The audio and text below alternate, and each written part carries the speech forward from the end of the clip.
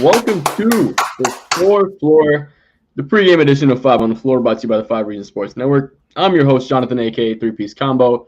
We're joined by Gad. We're joined by Timmy. We're here for the pregame for the Miami Heat versus the Boston Celtics in Game 6 in the Eastern Conference Finals. Potentially looking for a third closeout game in a row. Miami have been unable to close out Boston in the last two games. Getting a little nervous here on my end. Let me know in the comments how you guys are feeling. But as always, guys, if you're new to the channel, make sure you guys like the video. Make sure you guys subscribe. Follow us on Twitter, Instagram, Facebook, all that. And make sure you guys check out our main supporter, which is Mark Brown PA. So go to markbrownpa.com. That's marcbrownpa.com. You got all your free consultations for your foreclosures, landlord tenant issues, estate planning. So make sure you plan your future if you're young with a family. You want to make sure you get that taken care of. 954-866-8513. Or give them a call, 954, or visit the website, marcbrownpa.com. We got PrizePicks as well. Make sure you use that promo code 5, as you see right there, FIVE. We'll match your initial deposit up to $100, guys. We'll get to a little bit more of that later when you give you our PrizePicks. That way, you get some picks from people that watch all these games. So let's get into it, guys. Like I said, Miami Heat versus the Boston Celtics. Last two games have been a struggle, right? It's been tough for the Miami Heat to execute offensively.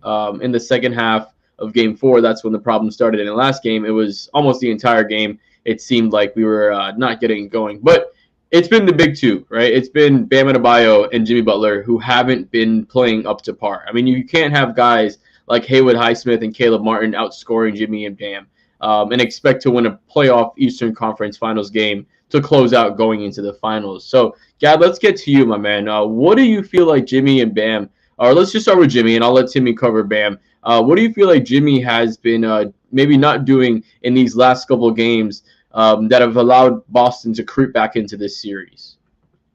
I think so. It's kind of interesting. I think Boston has made some good adjustments. I think they've kind of learned who to collapse on, when to collapse, and how to collapse a little bit defensively. So I think credit to Boston, the adjustments that they've made, putting more Derek White on Jimmy, just playing him straight up and saying, you know what? Finish contested at the rim every now and again, but also be wary of the help defense coming in. We're going to throw doubles at you, and we're going to try to get the ball out of your hands. So I think Boston's shown Jimmy some different looks. That doesn't mean that Jimmy's just going to be null and void for the rest of the series. I think there's a lot of things that Jimmy can do better, both offensively and defensively. I think mentally he can lock in way more than he has been the last two games. And you want your star player to kind of set the tone. I think that's one of the things I'm looking for tonight. We can talk about X's and O's, and I think there are adjustments that the Heat can make.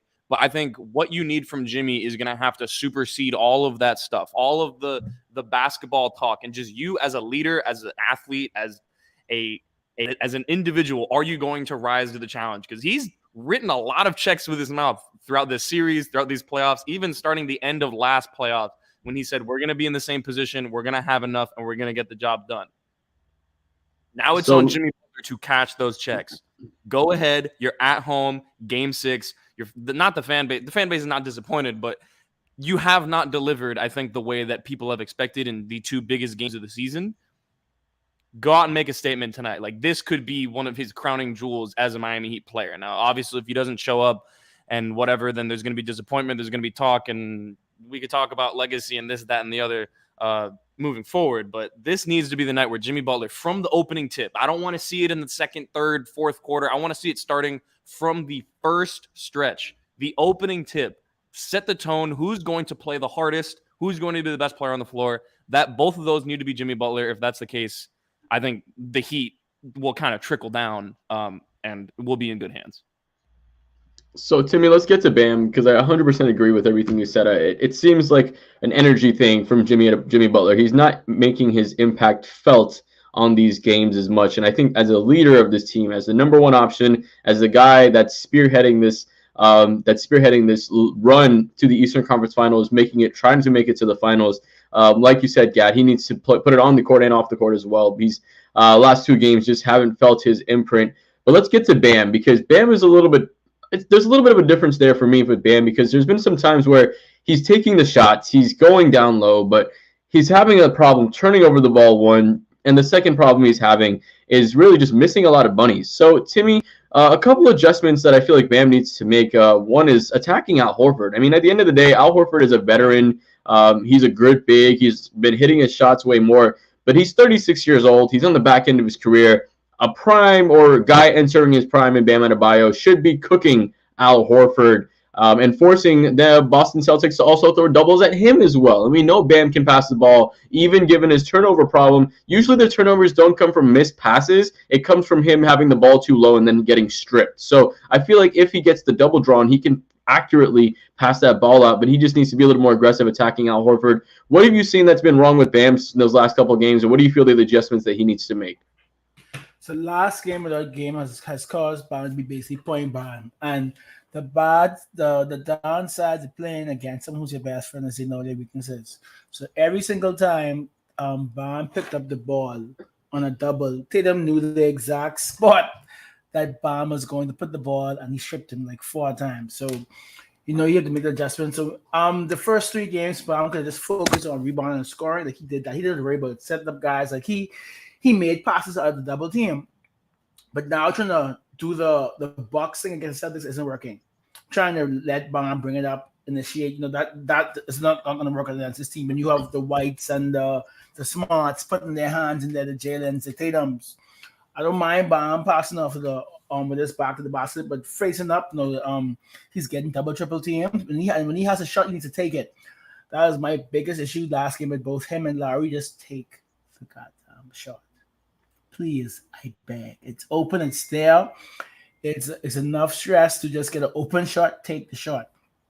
Hoping Gabe is back so Bam could focus more on, again, I think it was Perk or ESPN said, like, Horford's like 36, 37. Like, take him off the dribble. Like, the man can't guard you. You're not Embiid. Take him out of the dribble tackle. So I agree with that point, Jay. And I know Gab talked about, but Jimmy just has you have talked it for 2 to 3 years now. You have talked it. You need to do it. He had like 10 attempts last game. 10 attempts. That's just. I'm sorry. Like that. That's it's giving like I don't know if they're giving up or he just want to sex up this glorious stage. But when you play the basketball guards, you get smacked down. And I know I was talking to one of my best friends, and I don't want this to be ominous, but everyone who has beaten Jimmy Butler since 2019 has won a ring in the playoffs. Kawhi beat him, got a ring. The Lakers beat him to get a ring. The Bucks beat him to get a ring. Last year was except the Celtics, so I guess it doesn't matter. But beating Jimmy is a sure chance to ring. So maybe if Jimmy actually wins, he can get a ring. And I actually feel much better against the Nuggets matchup than I did last season. I think it's going to be a dog fight, but we have to get there. You have to get there. And I saw the stupid narrative the last 2 or 3 days about the role players of the Miami Heat, the role players of finally came back down to earth. No. The role players are still hooping. Duncan Robinson had 9 assists last game, guys. Come on. Our role players are still playing. It's the big 2 who need to show up. So I am no longer afraid of our role players showing up, but it's the big 2. The All-Stars, the future Hall of Famers, the two-way players, they need to show up. When I say two-way, the great offensive and defensive players need to show up. So let's get to the role players, because I think there are some adjustments that can be made coming out of specifically last game into this game. I feel like Kevin Love, in a way, was played off the court at the beginning, right? Where when he was matched up with the way that their Boston Celtics lineup is. I think when you have somebody like a Robert Williams out there, maybe you can throw Kevin Love to kind of match those minutes a little bit more. But you can't have him when you have that fast-moving Boston Celtics team. They were able to hit many open threes, 2 or 3 of them, or 3 or 4 of them being in the corner wide open. So I think maybe an adjustment or that should be made is obviously switching up the lineup. Gad, I want you to talk about the lineup change that maybe should be made coming into this game.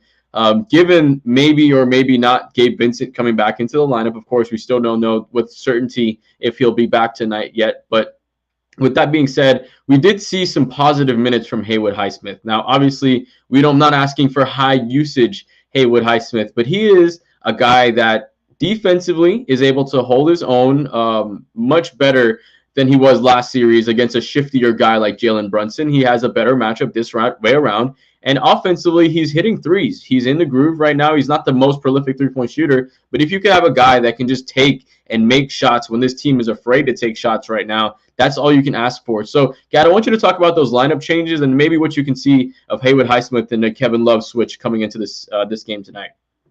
Yeah, so I think it's interesting because Spo loves to be the type of guy where he wants to keep what's working with the bench intact, and like Caleb and Duncan is working. That is 100% working. So there is the scenario in which you get Gabe back, so you have more of a defensive-minded guard as opposed to Lowry, where he's struggling. I think this just isn't the matchup for Lowry, right? Like I think he struggles in this matchup. We've seen that abundantly. You start Haywood Highsmith, right? And I think that gives you the opportunity to maybe play a little bit more straight up than you've been playing, because when Kevin Love is in, if he's going to be involved in an action, they're going to blitz, and then that's going to draw two to the ball, and then you're in scramble mode, right? And that can work, but also it can have its problems, because the Celtics, I think one thing that they've learned throughout the series is they've grown into being able to function in that scramble mode. Like if you want to go to an NFL comparison, they're playing like Russell Wilson right now. They're thriving in all that chaos, right? Or old Russell Wilson. They looked like Denver Russell Wilson, but they're thriving in all that chaos. And I think it's really been one of the downsides to the Heat, where they can't survive that chaos early on because Boston gets hot. And then from then on, you're playing catch up and Boston gets comfortable. You put Haywood in, and I'm not saying it's going to work, but I think there is a much better chance of it working, where maybe you just start to play Jason Tatum, Jaylen Brown straight up. So you know what? Beat us with the jump shots. Don't get other people involved. Take your 4-foot floaters, your bang shots from 8 feet, your pull-up mid-ranges and all that stuff. If you want to hit those shots and you can hit them, by all means, we'll tip our cap. But we're not going to let someone like Derek White and Marcus Smart go ahead and rain 40 points from 3 on us just because we're really over-exaggerating the help on Jason Tatum. Jason Tatum scoring 30 points is okay. You can survive that. Jaylen Brown scoring 30 points, both of them maybe not, but Jaylen Brown scoring 30 points is also okay. The problem is when Jason Tatum scores 30 points, also has like 10 assists, and you're not really taking anything away from his game, that becomes an issue. Try to make him a little bit more make him play in one style of play. Don't let him have his entire game at his disposal, because he is an MVP candidate, guys. Like Jason Tatum is a great player. Okay, you have to do things to get him off his game, and then that's when things can crumble a little bit. So I think having Haywood in, having that defensive versatility where you can switch a little bit more, you don't have to put people in situations where they need to be in scramble mode. Play it straight up, see how it goes. If it doesn't work, you probably just play Caleb more minutes instead of Haywood. But I'm rocking with the Haywood thing. I think defensively it can help a lot. Offensively, him and Love are probably going to end up hitting the same type of shots anyways, so it doesn't make that much of a difference. And listen, man, you need someone that can just fly around out there. You need energy. Kevin Love, for better or for worse, he's not going to be the type of guy that's going to give you like an offensive rebound randomly on a loose ball where he's just flying into the middle of the court and grabbing the ball. Haywood Highsmith and Caleb Martin, I think, can be those kind of energy glue guys right now, and I think they need another one in the lineup. We saw that last game, so I think we'll get it again tonight. I think you start Haywood. You start Gabe if he plays, assuming that he's able to. We're expecting him to, but we don't know for sure until he goes through that warm-up. And you kind of keep it rocking from there. I think Haywood maybe probably like 24 minutes today. I don't think we'll see as much as we saw last game, but I think 24 minutes of Haywood today sounds about right, and we'll see where it takes us. Yeah, that's a good thing. We'll see where it takes us, because it's tougher when you have to kind of rely on these younger players. But given the injury situation with the Miami Heat, and the way Boston plays schematically, it's tough for us to play the bigs that we have right now. So let's get into our prize picks, Timmy. And obviously, guys, if you want to maximize your money when you're playing prize picks, use that promo code 5. Spell it out, FIVE. We'll match your initial deposit up to $100. So what that'll do is literally double your money, and that's up to 20 free plays. So you can get up to a quarter free season on us. So like I said, use that promo code 5. It's daily fantasy, so you don't have to worry about drafting players. We'll show you guys how it works right now, actually. So, Timmy, we'll let you start off with the picks. I'll kick us off. I see Al Horford at 7 points. I think that's a gimme. I think Al Horford is going to be putting up shots regardless. I'm taking the over on that. You guys with me on there? Do you think Al Horford goes over 7 points? Yeah, no, I agree. Well? Over for sure. Yeah, I think, so Timmy, kick us off. Who else do you want to take a look at on the board? I want to see what's happening with Caleb. Let's take a look at Caleb. So he's at 1.5 free throws, 13.5 points, 5 rebounds, some combined stats. Give me a And then over and everything. Just overdo it. Like, give me the over and everything. which one do you like best? The points for sure. Yeah, I'm with you on that. Caleb, I trust.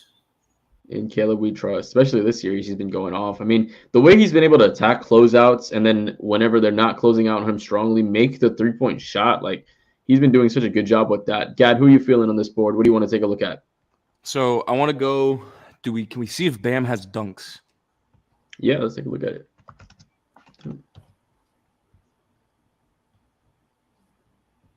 They have him at 1.5 dunks. I will take the over on that. This feels like the type of game where the Heat get runs and they're capitalized by a Bam Adebayo dunk, whether it's in the half court or transition, whatever it may be. If they're going to play that long, kind of a little bit more switchy lineup, I think there's some chances for Bam to really get going in transition. I will roll with some Bam dunks. He loves to try to get an emphatic end to a run when he's at home. So I like that 1.5. Yeah, I like that as well. Looking at some of Jimmy's thing, they have him here at 2.5 blocks and steals. I like that number. I feel like Jimmy in this game defensively is going to try to be there and try to make those impact plays, right? When Jimmy is locked in, we see him more be locked in on the defensive end as well. Like, that's where he makes his impact. Like, offensively, he's a great player. He'll make tough shots. He'll give you everything that Jimmy Butler wants you to play. But when he's playing free safety and intercepting the ball like the way he was getting, 4, 5, 6 steals in that one game, he's just able to make a different type of impact in this game. I like the stocks 2.5 over. And guys, make sure you use that flex play. So even if you get 3 out of the 4 correct, you still times and a half your money. So if it's $20, you'll wait $30 overall. That's your payout. So make sure you guys use that promo code 5 to maximize your money, and then use that flex play to protect your money as well. So guys, let's get into predictions. Gad, I'll let you kick us off. Timmy, I'll let you close us out.